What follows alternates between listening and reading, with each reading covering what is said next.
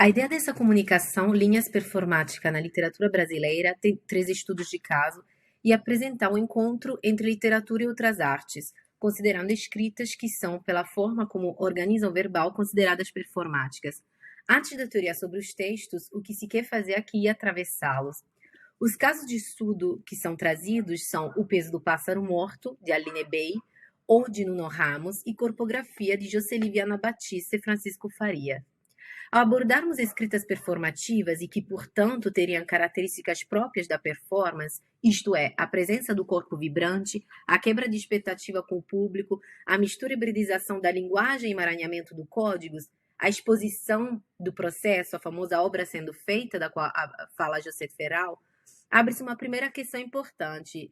Como é possível, levando em conta 3 elementos, isto é, os limites intrínsecos do suporte da escrita, tinta e papel, o fato de não haver presença física real no texto, como acontece no encontro entre o performer e o público, e a necessidade de um grau, ainda que mínimo e opaco, de linearidade para que o código verbal possa ter um certo nível de inteligibilidade, como é possível, apesar desses fatores que eu enumerei, que a escrita, apesar de todos esses porém, consiga ser performática, existindo um grau de semioticidade que lhe é intrínseca. Lembra-se que o estudioso George Glucksberg coloca entre as primeiras características da performance a sua não semioticidade, isso é, a sua possibilidade de sobressair o signo. Vamos, portanto, analisar alguns procedimentos estéticos dos textos selecionados a partir da problematização dessas questões. O Peso do Pássaro Morto preenche todas as prerrogativas de leveza das quais fala Ítalo Calvino na Conferência sobre Leveza das Lições Americanas de 88. Antes de tudo, o texto, no formato breve, acompanha surpreendentemente a vida inteira da sua protagonista dos 8 até os 52 anos, trazendo a marca calviniana da leveza da pensosidade, isto é, falar do real na sua complexidade, sem trazer a opacidade e o peso do real. Tornar um texto leve se traduz em uma operação de aliviamento de linguagem, em que significados são construídos por uma rede de palavras sem peso, estruturas sintáticas enxutas, sem muitas subordinações, onde o tagarelar interno da personagem, como acontece com o pensamento, é reproposto livre da hierarquia da sintaxe complexa. O essencial michelangelesco é transposto em uma linguagem liberada de suas estruturas e redundâncias. Os pensamentos dinamizam-se pela intervenção de vozes de outras personagens, que se inserem repentinamente grifadas em itálico, recriando assim um efeito de audição performativa, termo que Zumthor retoma, citando Ferral. Isto é, cria-se uma expectativa de performatividade e teatralidade através do espaço acústico do outro, que não se dá pela presença física, mas sim por outros fatores. A interpolação de vozes grifadas, que deslocam o leitor da lembrança do passado para a goridade do presente do som projetado das falas, amplifica-se pelo recurso a elementos normativos da língua, que, porém, são utilizados em uma gramática própria da autora. Riram muito do meu pé me apontando dedos. Fizeram uma roda em volta de mim. Eles giravam, gritando, é cópia, gritando, é feia. Pensei que morreria igual a Carla. Será que aquilo era morrer? Minha calça ficou molhada, calça cinza de moletom virando escura. Comecei a ouvir risadas mais altas e ela se mijou muito alto. Como podem ver da citação, as palavras roda, girava, molhada, mijou, alto são escritas com a maiúscula contra a prescrição normativa, enquanto Carla com a minúscula.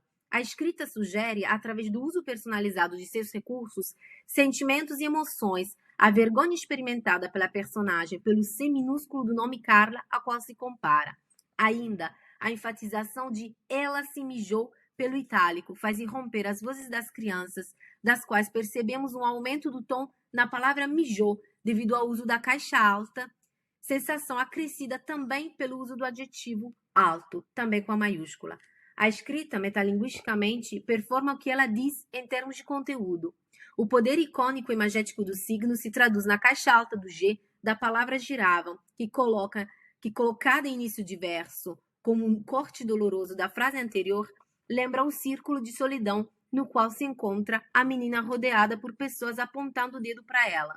O leitor vivencia uma experiência dentro do texto, como em outros trechos, em que sensações de expectativas, ansiedades são dadas por um uso funcional do espaço da página, como na citação que segue. Toquei o sino. Nada. Bati na porta. Virei a maçaneta, trancada.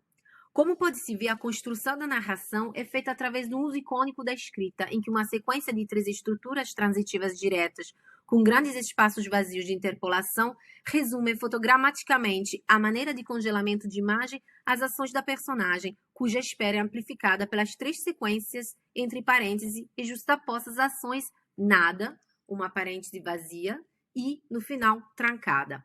A autora, à maneira do teatro, deixa uma sequência de ações acontecer, expressas por orações reduzidas ao osso, sinalizando a espera pelo espaço branco e libertando-se assim de uma narrativa stricto sensu.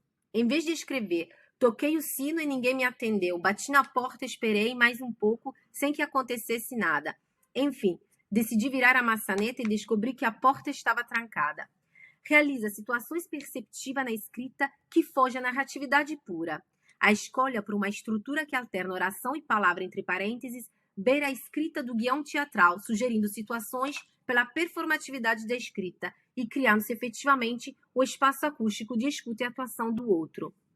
Já em Nuno Ramos, pode-se observar que o seu ofício de artista plástico atravessa a escrita, servindo-se de um conjunto de procedimentos estéticos aplicados às diversas linguagens expressivas adotadas.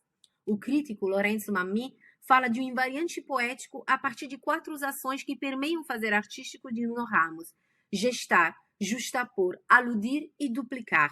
A justaposição, não entendida como simples mixórdia, mas como prática através da qual testar as infinitas possibilidades de entrosamento e adaptação dos materiais em diálogo uns com os outros, na escrita literária se traduz numa testagem das possibilidades da linguagem verbal a partir de associações que afetam sua linearidade, implicando novas formas de lidar, receber a mesma linguagem. A ideia na base do ato de justaposição é captar, firmar o momento de metamorfose da matéria, quando ela está ainda se organizando, já não é mais o que era, mas também não se tornou outra coisa. Percebem-se os elementos constitutivos, já em nova conformação dialógica com os demais. Na linguagem, a justaposição acontece em níveis diferenciados. No nível da oração, com justaposição de palavras, no nível do parágrafo e do capítulo, com justaposição de temáticas.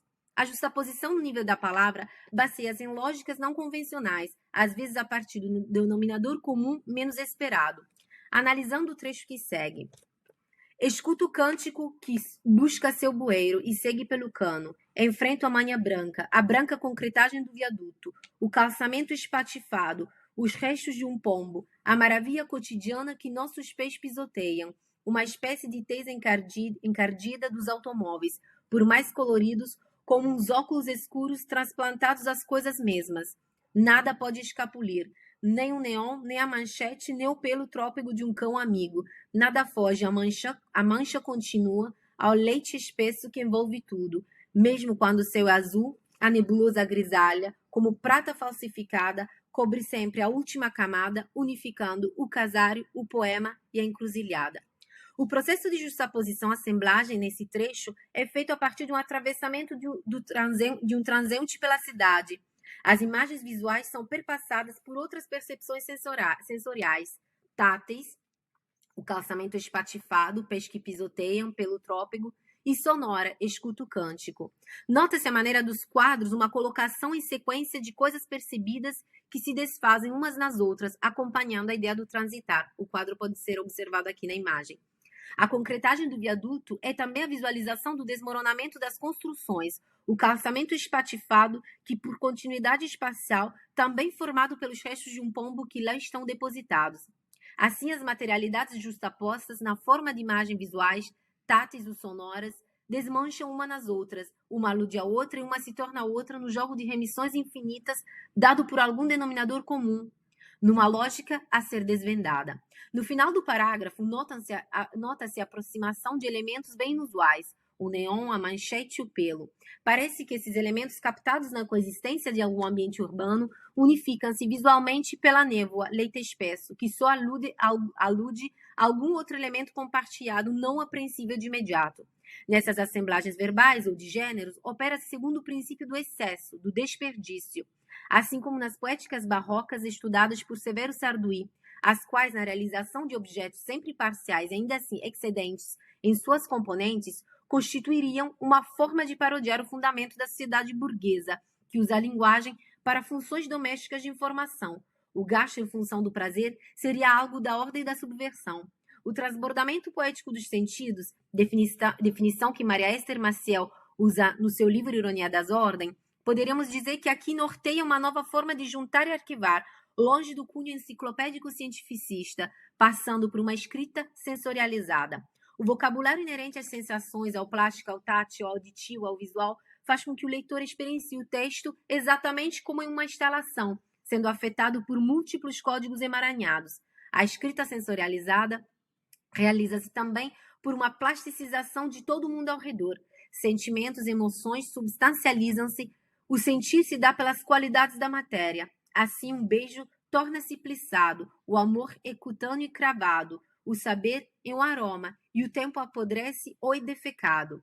A poética dos sentidos, que brota da experiência do artista para com a matéria, se desdobra a partir de 2008, é uma intensificação da presença do som e das vozes, que se de um lado preenchem todos os requisitos de audição performativa, do outro podem ser abordados através do conceito de acusmática de Labelle, de Brandon Labelle.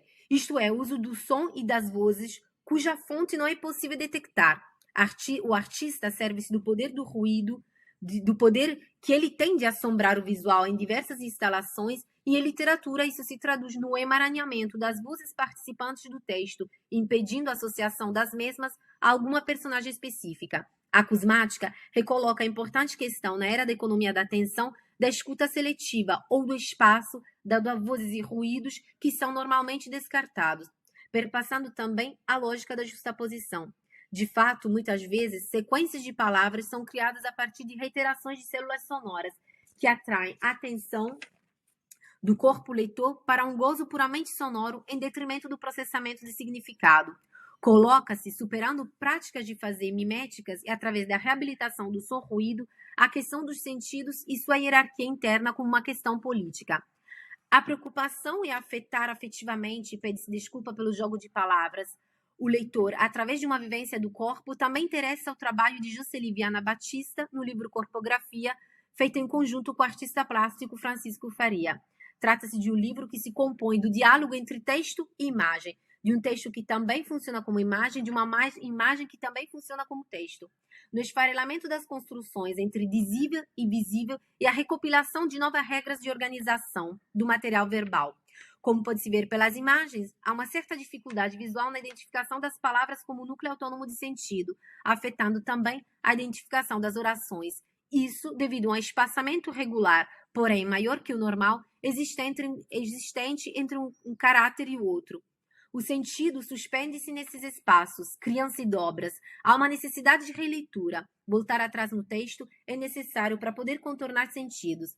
Há palavras colocadas em sequências como a que segue, e sobre o mar de vidro, silêncio, silêncio, silex de seu que se recolhe como livro, ou ainda a sequência seu de celofane, cria a maneira já identificada em ramos esculturas verbais sonoras. Depois do espaçamento, mais uma suspensão de sentido, desta vez devido ao som. A atenção concentra-se ao redor das células sonoras repetidas. A produção de um sentido dentro de uma coesão linear é só algo sucessivo, longe da lógica da inferência aristotélica. Ele precisa ser desvendado a partir de relações analógicas entre as palavras acopladas pelo som. Esse acoplamento propicia a criação de novos núcleos semânticos diversos do usual. As imagens, portanto, não funcionam como mero suporte do texto, e se por vezes dialogam com ele, ocupando cada uma página distinta, em outros casos, os mesmos textos, já parecidos outrora, na íntegra, são sujeitos a fatiamentos e cortes para se intersecionar com a imagem. As palavras revelam-se insuficientes na tarefa de restituir o irreal, uma ilusão. Mas ainda abrindo mão da sua linearidade e abraçando uma perspectiva desconstrucionista para que produzam sentidos e significados, será necessário mudar a postura de leitura. Os casos aqui abordados mostram como, aplicando o conceito de fim do meio, pós-medium, de Roland Krauss para além das artes plásticas, aplicando esse conceito à literatura, pode-se afirmar que a literatura, como campo da especificidade do literário e de execução de técnicas de escrita canonizadas, vamos supor, vou escrever um romance, vou escrever um poema que funciona ainda em torno de eixos hermenêuticos como o enredo, o personagem e o lírico, essas coisas também são afetadas e atravessadas por mudanças radicais. Coloca-se em xeque a forma do que seria a literatura. Rosalind Krauss, ao falar do artista Marcel Brudhaders, lembra como ao fazer arte não é mais importante o que, materiais, e o como específico, isso é a execução de uma técnica, mas é muito mais importante o conjunto de regras que juntam uma multiplicidade de elementos materiais ou imateriais. Isto é, como diversas linguagens expressivas emaranhadas, servindo-se de técnicas estéticas diversas, podem montar elementos díspares. Rancière lembra que a montagem estética, que faz com que uma obra possa ser inserida no regime estético da arte, desconstrói a relação clássica entre visível e visível, a ordem das linguagens lineares das epistemologias contemporâneas de cunho cientificista e abandonada. Algumas formas de fazer literatura exigem novas posturas de abordagem epistemológica devido à maneira sensível como essas produções, fora da arte padrão, afetam o corpo leitor. Ao mesmo tempo, portanto, que se afirma um abandono progressivo da linearidade disciplinadora do código verbal, afirma-se a necessidade de um leitor capaz de produzir sentidos fora das epistemologias tradicionais. Em caso contrário, essas obras, por um sentido de gosto padrão, só poderão ser descartadas.